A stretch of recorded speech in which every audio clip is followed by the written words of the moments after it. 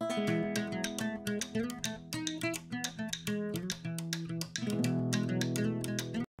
না কোনো blog video share করব না তোমাদের সাথে।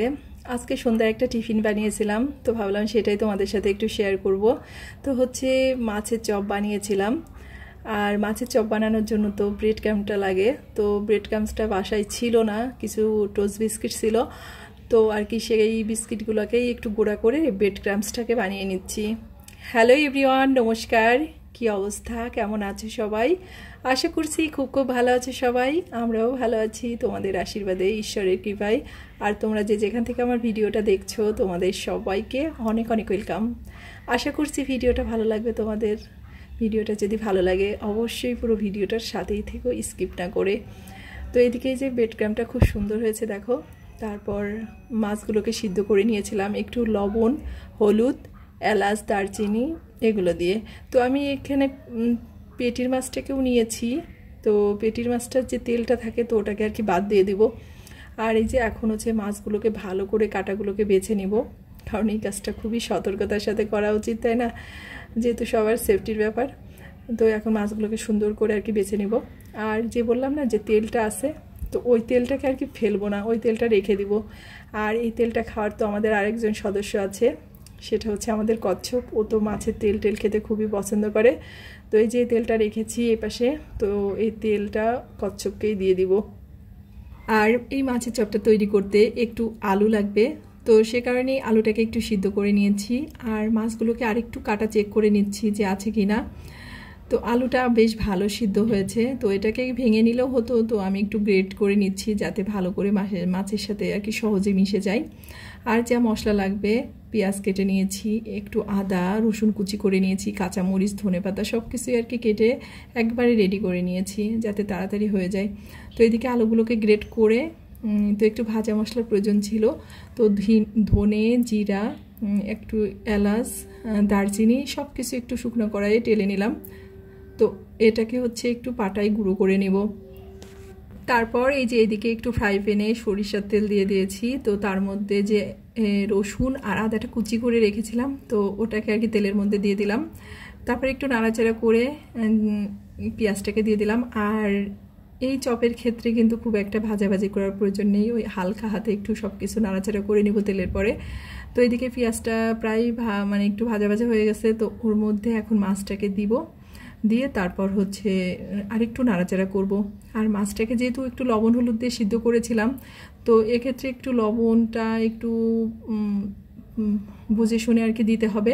তো যেহেতু আলুটাকে লবণ দিয়ে সিদ্ধ করিনি, আলুটাকে শুধু জলের মধ্যে সিদ্ধ করে নিয়েছিলাম, তাই এখানে আর কি একটু আলু দেওয়ার পর প্রয়োজন মতো যতটুকু আর কি লবণ লাগে তো অবশ্যই সেটা আর কি চেক করে দিব।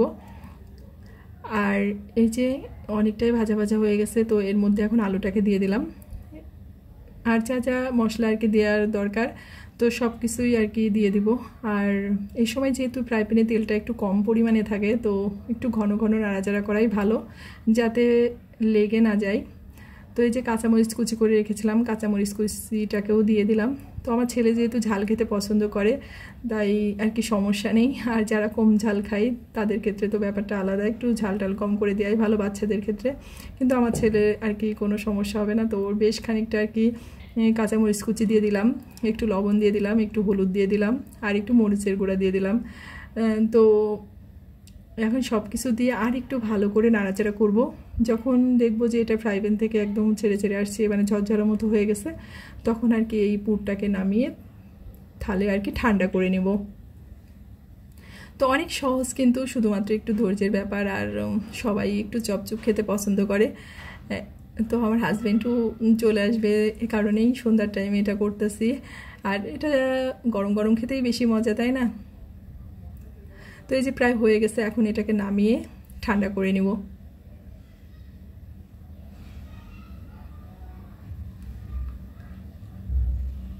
তো এই যে ধনেপাতাটাও দিয়ে দিলাম শেষে। আর যে ভাজা মশলাটাকে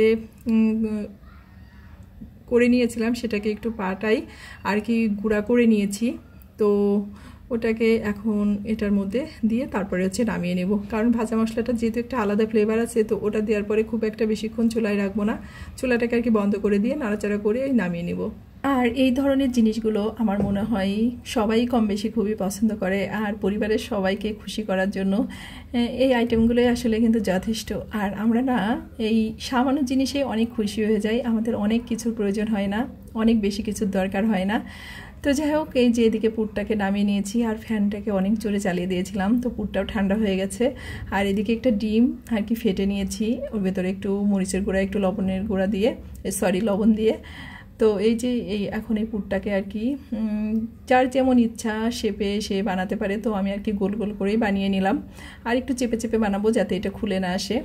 তো এটা আর কি খুলে আসবে না, যেহেতু পুরটা অনেক ভালো হয়েছে, মানে আর তার মধ্যে আলু দেওয়া হয়েছে, তো খুলে আসার কোনো সম্ভাবনাই নেই। তারপরে একটু শক্ত করে চেপে চেপে আর কি এটাকে বানিয়ে নিব। আর এগুলো কিন্তু করা খুবই সহজ, আর আমার তো খুবই ভালো লাগে করতে। তো আমার ছেলেও আর কি এখানে দাঁড়িয়ে দাঁড়িয়ে দেখতেছে আর আমাকে নানাভাবে হেল্প করতেছে। আর ও তো এইসব ব্যাপারে খুবই উৎসাহী, আর রান্না বাড়া যেটাই করব সেটা পাশে থাকার চেষ্টা করে এবং আমাকে হেল্প করার চেষ্টা করে। তো এদিকে সব কিছু রেডি করে নিয়েছি আর সব চপগুলোকে একসাথে বানিয়ে নিয়েছি। আর ডিমটাকে আরেকবার একটু ফেটে নিলাম। আর এই ব্যাপারটা তো কোট করা একেবারেই সহজ। তো ডিমের ভিতরে এটাকে ডুবিয়ে এই যে পাশে একটু কর্নফ্লাওয়ার রেখেছিলাম, তো কর্নফ্লাওয়ারের মধ্যেও একটু লবণ আর একটু মরিচের গুঁড়া দিয়ে দিয়েছি। তো ওর সাথে একবার কোট করে আর একবার ডিমের গোলাতে চুবিয়ে তারপর হচ্ছে ব্রেড ক্রাম্বসে দিয়ে দিব। তো যেভাবে করি আর কি সেই পুরো প্রসেসটাই তোমাদের সাথে আর কি শেয়ার করতেছি।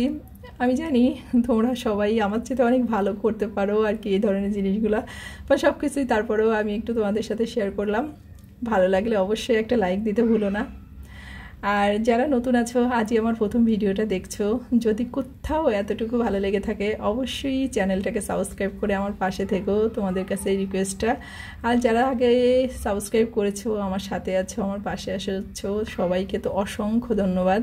এভাবেই আমাকে সাপোর্ট করো, আমার পাশে থেকো। আর একটা রিকোয়েস্ট করবো তোমাদের, তোমরা অবশ্যই একটা লাইক করতে ভুলো না। তো এই যে চপগুলোকে আস্তে আস্তে প্রায় ভেজে নিচ্ছি।